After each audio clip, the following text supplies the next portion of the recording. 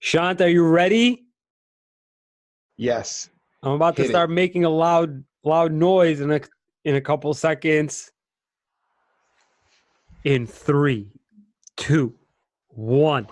It's the Shant and Ari podcast, you guys. Episode number 4. Shant, how you feeling tonight, buddy? I'm feeling good, man. I can't believe we're at number 4. I haven't done shit all week. I've just been so pumped for our weekly podcast, bro. Like, Ah, I was actually thinking, like, can we just do this every day and be professional podcasters? no, and here's why. That's not a thing. I It's would not a get thing. bored of talking to you, I think. Okay. But is that a thing where we could do this? Do people make money off podcasts? Is that a thing? I don't know because I'll tell you this much. I know that people make enough money off of YouTube, but I know that there's all sorts of ad revenue involved. But the thing is that there's also a lot more multimedia involved. This is just me and you, and I'm not the best looking person in the world. So it's just mainly you, big guy. I'm Show some carrying us. skin. So yeah, we obviously don't know what we're doing. We just feel like I think it's a fun thing to do, but yeah, we don't know if it's possible to get paid, but hopefully someone wants to pay us. We'll do this every day. So just let me know. I'm down. I'm Uh, free. yeah, you're free. Cool. So before we got on, Ari, you were telling me about a little situation with the client. I could see it in your face.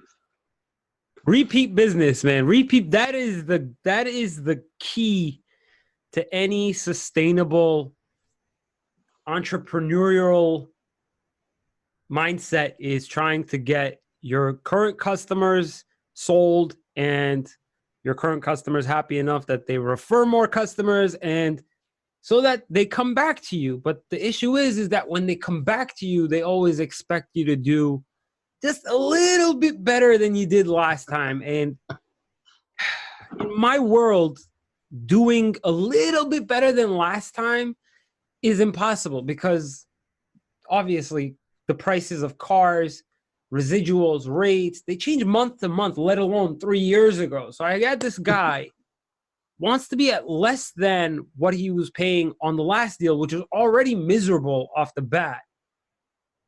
And I'm stuck trying to negotiate this Audi deal for him, which was originally a Benz, which at this point now I have two pissed off. I got one pissed off Benz dealer looking for me because he's like, where's your guy? Right. Uh-huh. The Audi dealer is like, listen, buddy, like, are we doing this freaking deal or not? So today I was stuck negotiating whatever was left of that Audi deal, and nobody was happy. Not the customer, not the dealer, not even me. So, like, what did you accomplish exactly? Who's happy?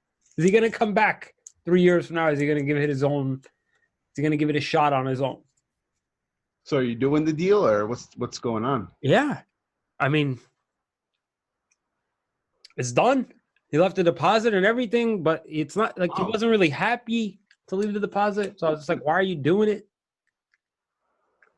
I don't know. wow. I don't know. Is he gonna listen to the podcast? At this point, Sean, I really don't care. So, but yeah, this is a constant issue. The issue with what I'm going through today and this past week dealing with this is that it happens so often.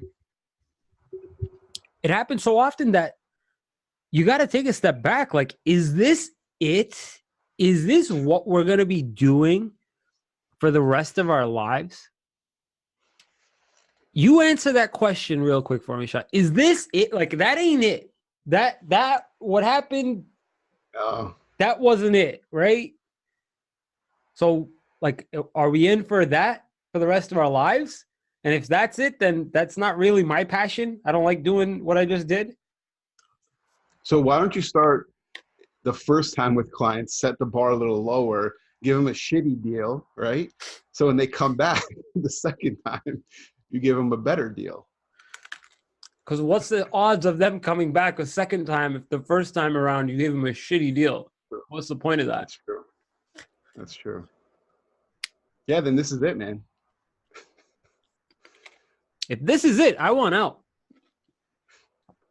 Plain and simple. If you're gonna get clients, Shant, that are constantly telling you the prices are way too high, but they're right in line with what the market is saying they should be. Yeah. Does that mean you're in the wrong market? I mean, I see that all the time. They're like, oh, I got this house 2 years ago for X amount. Now it's like, hey, I don't want to pay 75 grand more for a new house, but I don't, prices go up. It's called inflation. It's called appreciation. I mean, you can't get the same deal your dad got 20 years ago. That's how people think. That's for damn sure. Because I'll tell you this much. Really, this guy that I'm talking about, I like him a lot. He came as a referral from somebody else who I was also doing in the same week his expiring lease. So they bought cars within the same week. One guy got the car, told his cousin, hey, you got to check out this guy. So both of them were expiring this week. The original guy was a lot easier. That's something that was like cool. Like that one I'll look forward to in another 3 years from now, is that kind of a deal again. But the other guy was just a nightmare. And he wasn't like he was trying to be a nightmare either, Sean. Yeah, yeah. But how do you explain to him in like hey, I know you kind of don't know this, but you're kind of ruining my whole week right now. Well, how did you tell me? So originally, when you helped me out with so the BMW deal was sick. The Lexus deal was ridiculous. I don't know if you remember the ES3 350 deal you got me. Yeah, that was stupid good. That was ridiculously good. And then when it was done, I was like, or my brother was looking for a Lexus, and I went to Lexus. I think you got me an ES3 350 for like $320 a month or some shit. That was a good right deal. And when we went, and I was like, okay, get my brother the same deal, maybe $10 more. They were like 450, 420. I'm like, buddy, I drive one right now for 320. He laughed. He's like, okay, so like that's not gonna happen again, right? You told me like, hey, dude, like prices went up. This is what happens, and you kind of explained to me, and I listened. We tried having that discussion. He just wasn't having it. Plus, at this point now, you're so busy that you don't even have the time to explain anymore. But I feel like the more and more busier you get, the more your repeat customers start dropping off, Sean. And that's not good, bro. That is not a very good thing. No. Originally, when I first started, I was like, this is dope. My repeat customers or the customers that I've already sold are like marketing for me. Yeah. So it was a good feeling. Now it's like your repeat customers, some of them, they're expecting so much from the last time. Yeah. But they don't realize that this is like a constantly shifting market. Like if I buy a house right now for 400 or whatever in Watertown, 2 years goes by and I decide, hey, I want to buy another house in Watertown for 400. Like, no, that's not going to happen. But in your world, that's understandable. In my world, it's like, what are you even talking about? Prices on cars went up? Yeah. I'm just like, dude, I'm stuck right now in that I'm, I guess, feeling it for the first time. And I don't know if that's something that I want to be doing again, ever. So I don't know. For me, I guess there's like I feel like there's 2 times in whatever you're doing that it makes a whole lot of sense and you fall in love with what you're doing. And then maybe some years goes by and then you start to realize, am I actually in love with what I'm doing? Or is there too much bullshit in between to actually love what I'm doing, right? You people in the restaurant business, right? They fall in love with it. Their passion. They get a good review. They got a newspaper write up, and they're all about it. They go and get themselves like a nice chef coat with their name embroidered on it. Yeah, but do you actually like it? Shit, man. I mean, people are going to be people, man. If you're servicing people, you know, some people just don't understand. They don't. They just want the sick deal always, dude, and you just can't get around it, man. I mean, That's so what I'm any of here my, for, bro. That's what I'm here. That's my job, bro. But it's just a matter of if I'm constantly going to be explaining to somebody this and I'm looked at as a bad guy when I'm actually the lowest price that anybody could get right now on these cars. Like, bro, there's very little motivation to do what I'm doing if I know that it's not going to be good enough for anybody. Like, I'm past yeah, those days. I don't want to even be talking about, am I good enough? I don't have time to even explain, am I good enough? Obviously, I'm good enough. But if you go through it even just once, it kind of messes with your mind. Like, what am I doing that for? What am I doing all how, this for? how many cars have you think you've sold? I never asked you this. I don't know. I don't think it's, I can't, I don't think it's more than 1,000 by now because the bulk of them have happened within this last couple of years. Yeah, But I think it's up there. think about it. Next episode, maybe you'll drop the number. We'll see. But it's up there. It's up there. It's in the high hundreds. Uh, but you tell me, man, Shant, like, what's your status, bro? Like, what's your like love/lust status with real estate? How you feeling about it? So the love part, and so I love like trying to get a deal, right? As far as like trying to fucking, you know, there's 5 people trying to get this house, and I'm in competition with the other 5 agents, and all the buyers are pretty similar, and we're all fucking just like interviewing basically for the seller to say, hey, we're gonna pick your buyer, right? So I love that because like you have some control over that. You know, you could be friendly, you could be kind, you could say, hey, listen, you know, you could be very attentive, great communication, that kind of helps.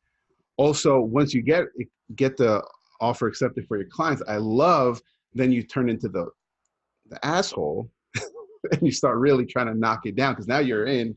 I got the foot in the door. Now it's like, okay, now I'm gonna fucking chip away. I'm gonna chip away, you know, trying to get my clients the best deal. That I love more. I don't think my clients realize it. Like, you know, people say, oh, I love getting clients their home. I love seeing them and go into their house. I like that stuff. It's cool. You know, like you see them go into a car, but I just love because like I've been through buying houses, right? So I love being able to like their mortgage payments 1,800 and me doing some shit made it 1,750 a month instead of 1,800. Now that $50 a month, bro, like over time, like I know I fucking saved these people so much money. You did that? You have the power to do. What do you do? Well, you know, just like negotiating the price down after, like, you know, you got it accepted, then you can knock down the price, get them to cover more closing costs, so then you could buy down your interest rate. There's a lot of ways to go around it, but like I just love that shit, bro. Just because I just love the deal, right? What I hate is trying to find clients. You know, like I love the people on Facebook, social media, Instagram. They hit me up. Like I love that part, man. People hit me up always. Uh, what I hate is trying to like it's the daily grind of trying to find clients. And then I hate when and this is going to be for you guys listening right now, because I know who's listening, to all my out of state friends who keep hitting me up about, oh, I want to buy an investment. And they make me do all this running around, looking at stuff, not the clients, not the real clients, people who are serious. I'm not talking about you guys, not the ones who have met with me. Like It's such a there's prick. some, I'm just talking about friends who like, bro, I want to buy something. And then like, you don't hear from them for 6 months or, you know, it's just. Are you listening, Sako? Yeah. Sako's Yeah. heated So right now, man. yeah, that's my love and hate, man. The love outweighs the hate a little bit more right now. A little bit. I'm getting a little sick of it, bro. I'm not gonna lie to you. I don't find myself getting out of the business anytime soon, but I guess I could sort of kind of understand what some of those bitter, pissed off sales managers are all about. Like being Well, 'cause grinded day in and day out. you deal with like these dealerships, bro. They're fucking, dude. I mean, I could go on stories right now where you've given me like the numbers to go into this dealership with, and the shit they come to me. I don't know how you do. Okay, so You gotta have a I really had good reaction to it. Like almost like the complete opposite of whatever they came to you as. You're yeah, just like, pardon me? Did you dude. say what? The Jeep that we were getting, you were telling me, I was like, you know what, Adi, I'll do it on my own. Not to say I could do it better, but I'm like, you know what, you're busy. Let me see what I could do. You know, I know how to negotiate, right? I negotiate house sales. So you give me the baseline numbers that I should target, right? Yeah. So I go into the dealer. What was it like? 450, 500, 4 something a month, something like that. You told me, I and I think want to, I think it was 450 or something like that. Yeah, yeah. yeah. So I go in there to Jeep, right? Love the Jeep, love it, I have it. The Jeep, okay? That's very important in this story. A Jeep. I go into the guy, I talk to him. I'm like, dude, I got a Jeep. I want to trade it in, get a new one. Listen, I told him, hey, listen, I know the deal. My cousin's a car broker. You're going to deal with him, but real quick, let's talk some numbers. He's like, all right, look, I'm like, listen, no going back and forth, man. Give me the real number and let's really have a conversation. He's like, I got you, man, for sure. He's like, let me go to my sales manager right now then. He goes, he comes back. He comes to me with a fucking $850 a month Oh, payment. I gotta remember that, man. Like, A lease payment. I look at him. I'm like, bro, do I look like an idiot? Like, and he's just, I'm like, I could go to Porsche right now and get a freaking Porsche for that amount. What are you talking about? He's like, yeah, man, I know. I'm like, really? You know? Right. He's like, these cars, they don't lease well, man. I was like, well, thank you, sir. According to who? I can go on for hours. See, I'm stuck in the middle of that.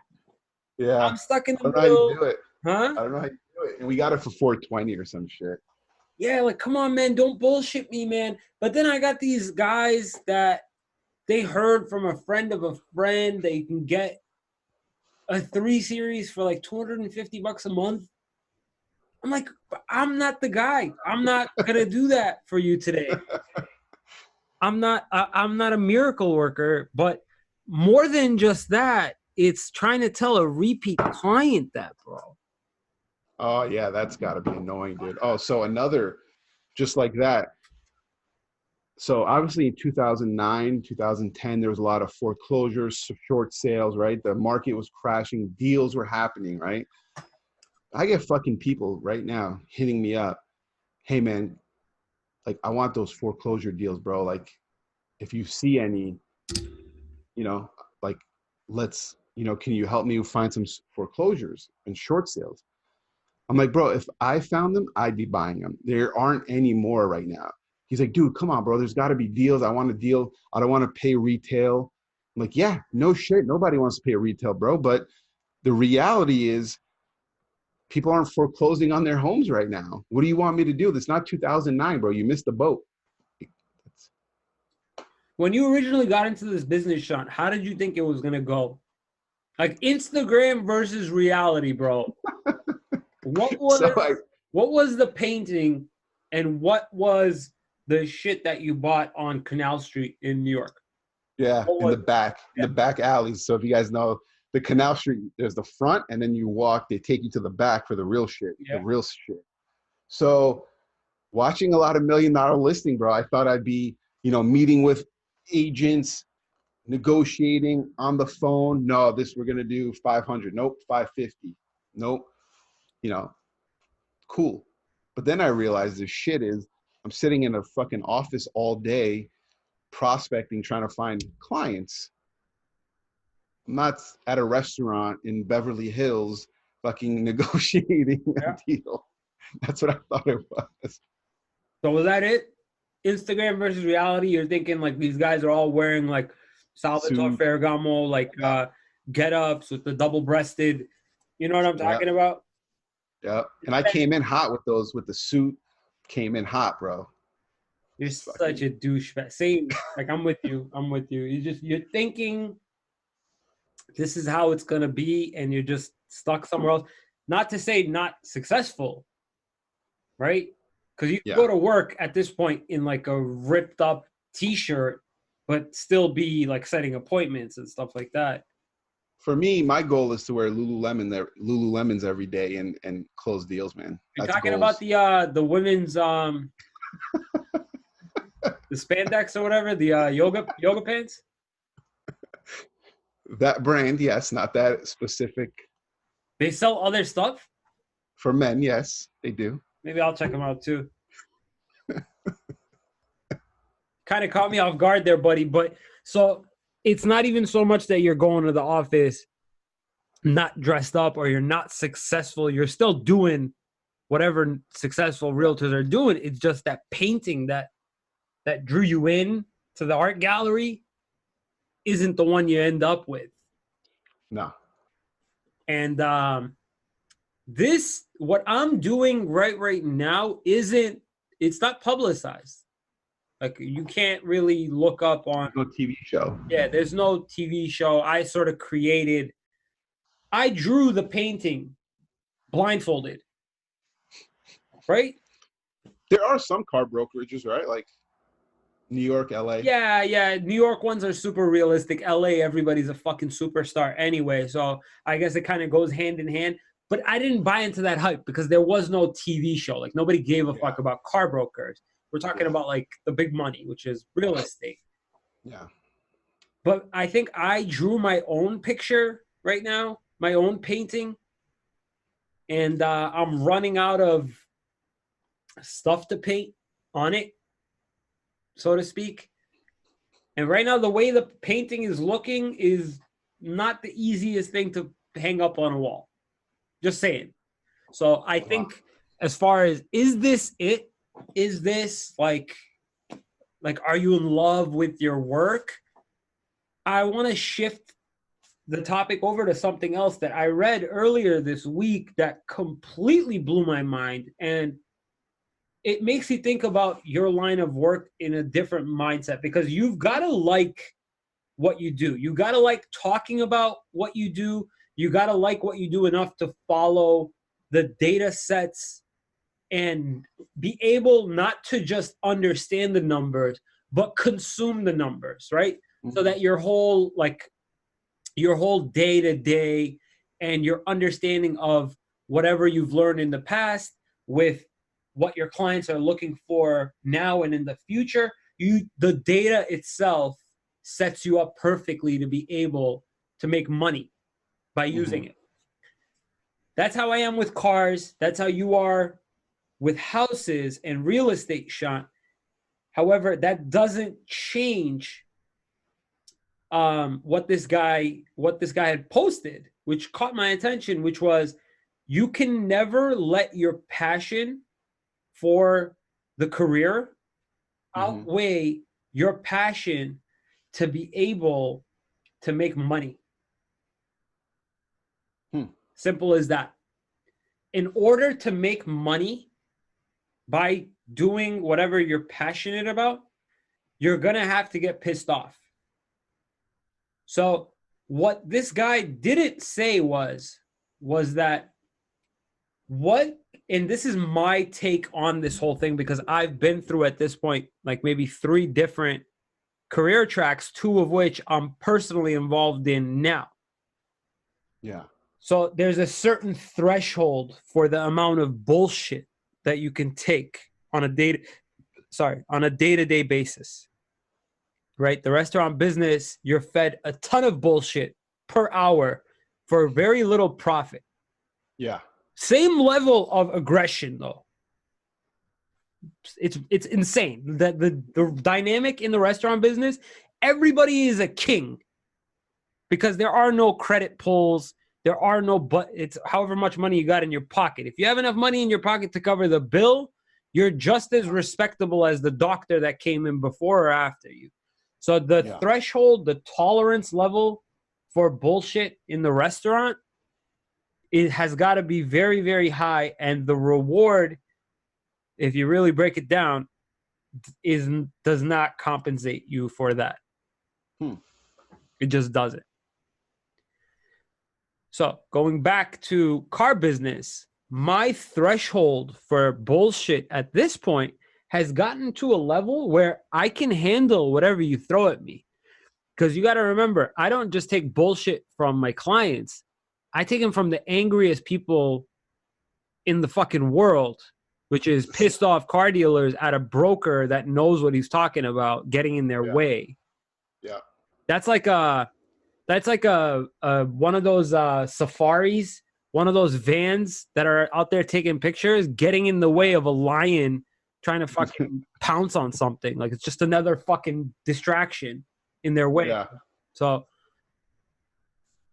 very important for me was that put car brokering aside and put real estate aside for a second, but your passion for being able to put food on the table should coincide perfectly. Even if this is not the dream job or it's not the reality that you envisioned, your passion for that has to coincide perfectly with your passion or your vision to be able to make money. And what connects these two together is your tolerance level, your threshold for the bullshit.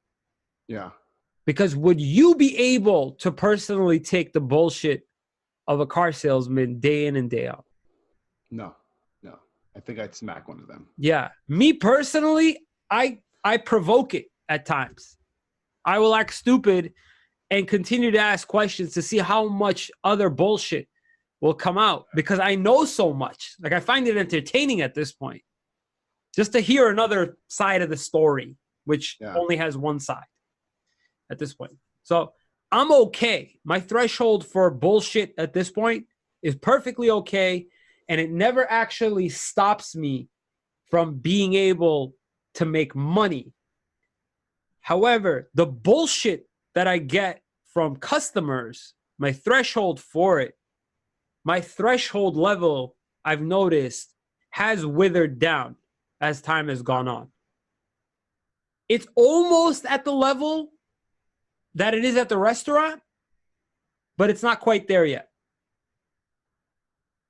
Wow. So I don't know if this is like a bad trend or it's like the perfect opportunity to bring somebody else along now. Because I've told you before, I got one guy, Hike, maybe hiring an assistant will, really smoothen out the image that I'm painting. Because right now it looks like I just tossed on a bunch of like human feces at the canvas. I think you do need to start like not removing yourself because you're the talent as far as the car broker and Ani the business, the restaurant.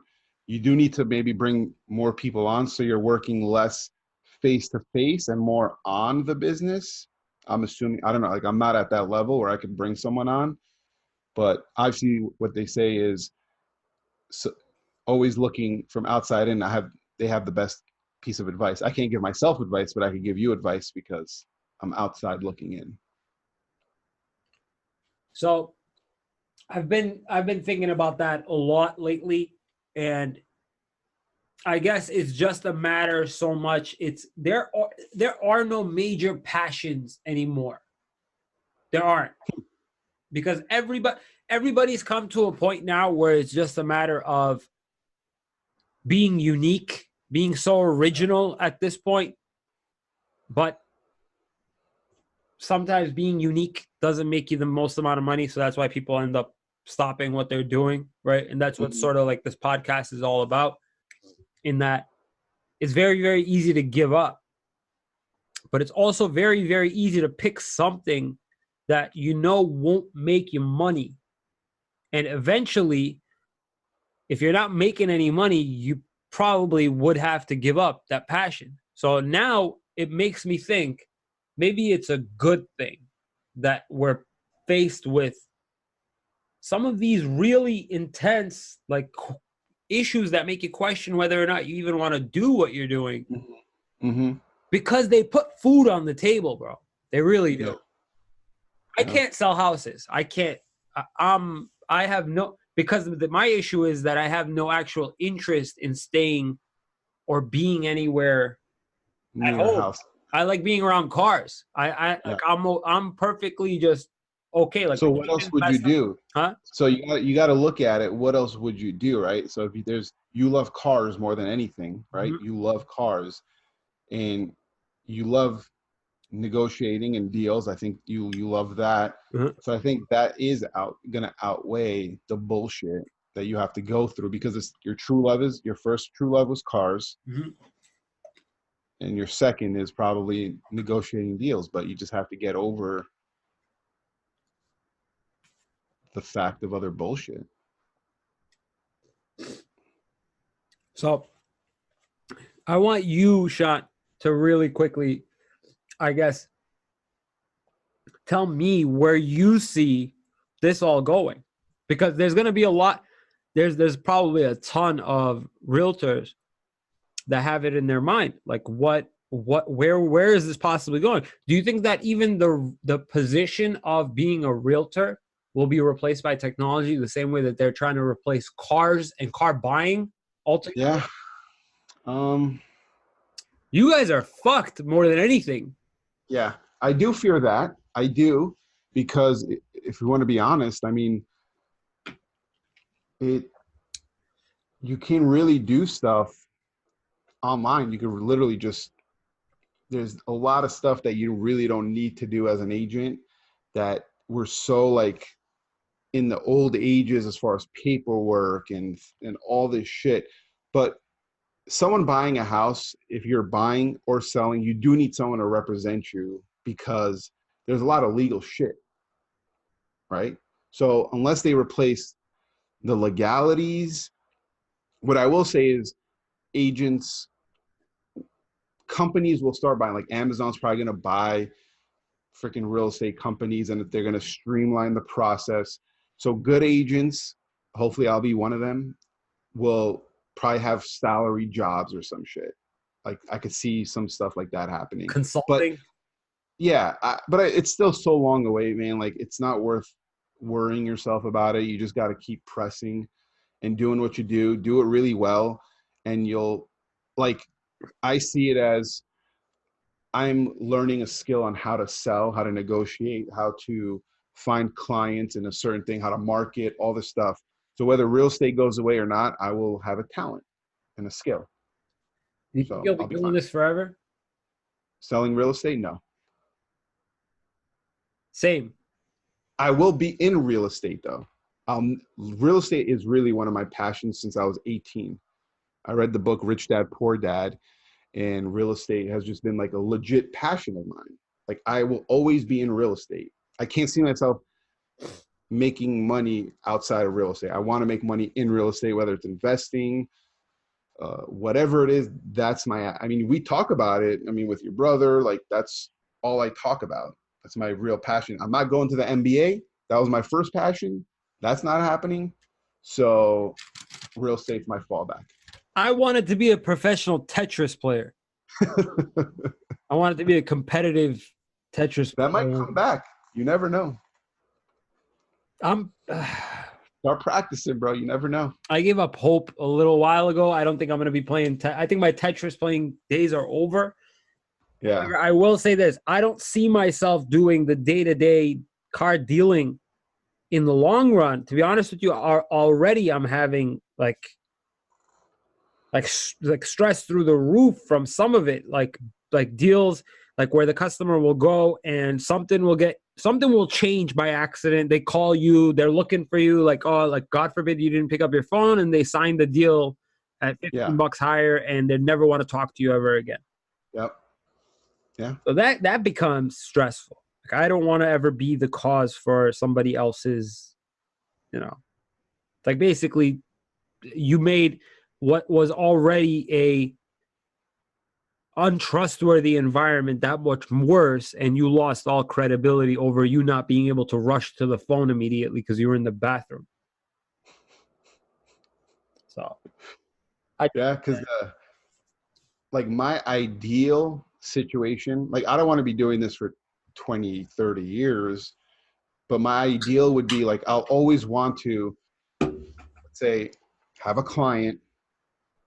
They're able to go see houses, do whatever they want to do. They call me. They're like, "Hey, I want this house." I'm like, "Okay, now okay, I'll start the process." Okay, boom. We're going to offer this. I'll negotiate it with the sellers. I have someone do all the paperwork because I hate paperwork. I swear to God, that is one of the things I hate the most, doing these paperworks. If someone just does that, boom, I just on the phone, negotiating deal, boom, got you the best deal. Thank you, bye, next. Like that's what I want to do, like ideally. But in real estate, we do have that as well. When you said, if we don't answer the phone, they're just going to go to someone else. And so Paul Sanchez, I don't know if you met him, my friend. He's hopefully he's probably listening. I seen him on your Instagram a couple of times. Yeah, so he had a client he's been working with for a long period of time. He left his phone on a Saturday at home. He took his kids to the park or something. The guy's trying to call him because he saw a house, an open house. He's like, "Oh, calling." He didn't answer for 2 hours. So this guy said, "You know what?" He went, bought the house with someone else who was at the open house. Then was like, "Okay, you could sell my house too." It was like I think $15,000 to $18,000 he just lost because he left his phone in the car or at That home. is the worst. It's still the best story. How do you not go crazy after hearing something like that? Oh, I don't know, man. Cutthroat, bro. Cutthroat, man. Real estate and cars. Easily Yeah, the two most cutthroat. yeah. These guys at the fucking car dealership, bro. You step out, they're attacking you, man. You guys What is? do it in suits, though. You guys do them in, like, no, don't go with that real estate agent I saw her last week. Yeah, He's an alcoholic. Like, come on, man. Like, it's not fair, bro. This shit has to stop. This is why it's so cutthroat, because you don't want to see somebody else, not just you, obviously. You actually want to see people succeed. You probably give away deals all the time. You're like, yeah, fucking take it. Go ahead. But this is why these people can't work together or make anybody feel comfortable being loyal to anybody, because everybody's just like, oh no, like it's a yeah. The second there's like something left, like a crumb falls, they fucking attack. Like, oh, he went to the bathroom. Oh, like, oh, just I'll take Are care you of your deal. cutthroat? Besides you just having like a soul, right? If your friend who's a real estate agent wants the deal, or a lead came in, or you're supposed to split something, whatever, right? Take out friend, because I had a friend at BMW too. We never actually fought on a lead. Like if somebody walked in, like you look at him, you're just like, go ahead. Like it's all you. I got to finish Yeah, up this email, right? yeah. Are you cutthroat? Are you one of those like, And I'm not just saying that. I could really give a shit less, man. I'm not gonna. Yeah, because I never want to just have that feeling inside of me of like, oh, I screwed someone, right? Whatever's fair is fair to me. If it's fair game and we're both competitively going after it, great. But I'm not gonna screw someone. Like, there's been so many times I could screw someone over so bad, dude. Like, just take a client, do whatever. We had an opportunity. Uh, a buyer came into our office to meet with an agent. This was happened like 2 weeks ago. Okay, came in to meet with the agent. The agent thought she canceled or whatever happened. She canceled with them, but he still showed up to meet for the first time. This was their first meeting. She calls me. She's like, "Hey, Sean, like, can you like tell him I'm sorry and like tell him like whatever. I'll call him back." And I was like, "Yeah, whatever." I could easily been like, "Hey, man, come into my office, dude. Let's let's figure this out. I could help you out, man. I'm not gonna stick. But I was just like, no, dude, that's not me, man. Like, and if someone, and I know it's happened to me, someone could do it to me, dude. Like, it is what it is. Like, it's not how I operate. I wasn't raised like that. I can't do that. Like, even if I wanted to, I don't think inside of me could. I don't have that like fucking close, throw someone in. Like, I just don't have it in me. I'm a nice guy. no, I know, me too. Me too. I'm the opposite. Like if somebody wants a deal, have it.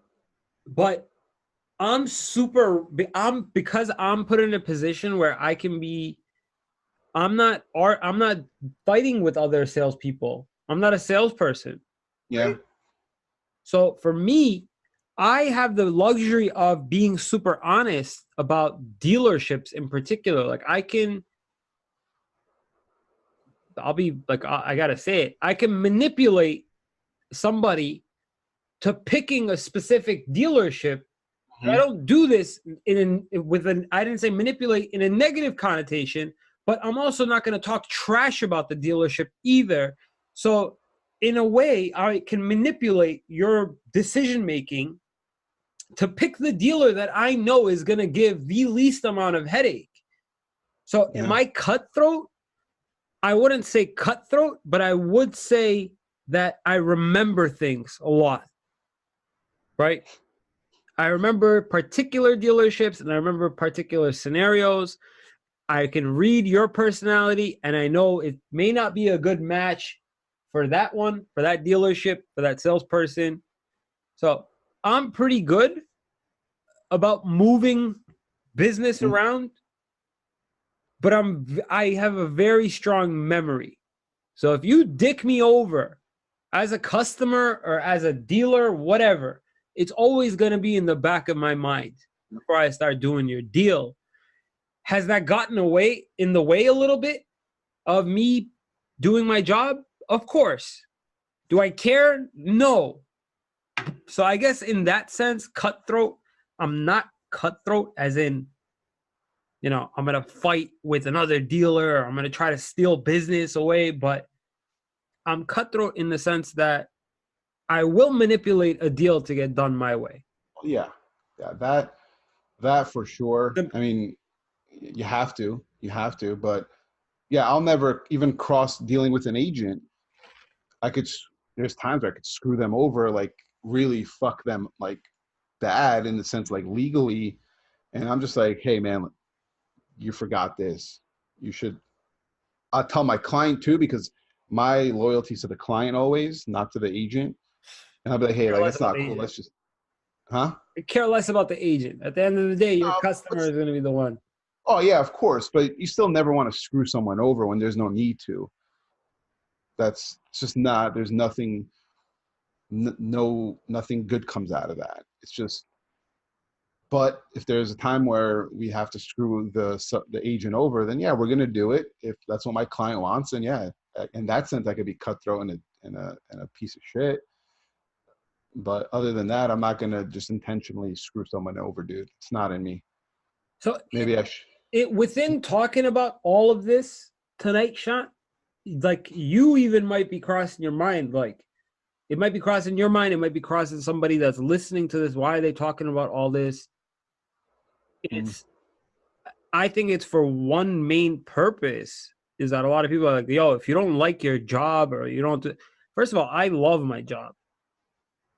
Like there's no question about that. Can I see myself doing it forever?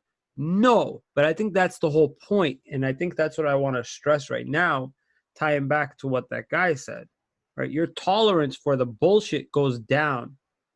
yeah, But I think the amount of bullshit that you do see in real estate, car brokering, whatever, I think it's made me so good at seeing the bullshit before it happens, before it takes place, right? So that you're not even tolerating it, you're just skipping it. Does that make sense? yeah. Like, I used to you're getting tolerate a better at it. lot of. Yeah, I used to tolerate a lot in the beginning, man, because I didn't have clients. I would whatever you threw at me, I was gonna take, right? So Mhm. someone's like, oh, I want $150,000 house. I don't want to pay anything out of pocket, and it's got to be 3 bedrooms, 3 bathrooms, amazing. And probably, okay, yeah, let's look for it. Let's find it. Let's do something. Now I'm like, hey, I can't help you. Maybe someone else can, dude. Sorry, I gotta help a client who's actually fucking realistic in this Because your world. tolerance is zero. You got very Yeah, little tolerance for it. But you yeah, got better at saying no, or you got better at being able to just skip in order to do your job, right? Your ability to make money. Yeah. regardless of passion. Yeah. I'm liking what I'm learning more than I'm liking what I'm doing is what I want to stress right now. I don't think right now, yes, it is cars. The nature of my work revolves around cars, but you cannot make the mistake of relating anything that you learn, whether it be in real estate, whether it be in cars. You cannot make that mistake of it's just cars or it's just real estate teaching you what you know. These are all the very, very basics of the highest level, the worst kind of sales that there is, the cutthroat business, and being able to keep up.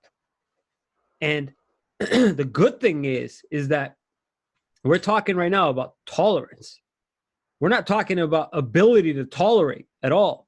Because clearly, if you're here, if you're thinking about your tolerance level, that means you made it. Yeah. Whether or not you like being able to tolerate it, that's a different story. And that has nothing to do with your passion for the business. And I'm pumped up now that we had this talk. I knew something good was going to come out of this talk because it makes me feel like a fucking champ after having this talk because you know that you got so much better. You start to think from the very first day until right now how much bullshit you had to take from the first day, right? And how little bullshit you take now because you're just so quick. But think about it. So someone in my shoes, a realtor who's been in it for 10 more years than me, there's still that gap where I still have to like tolerate less bullshit. They're at another level of like zero bullshit. Their assistant is taking bullshit now. Or their assistant's assistant is now doing the bullshit. I still take on the bullshit. So yeah, there's still levels to this shit.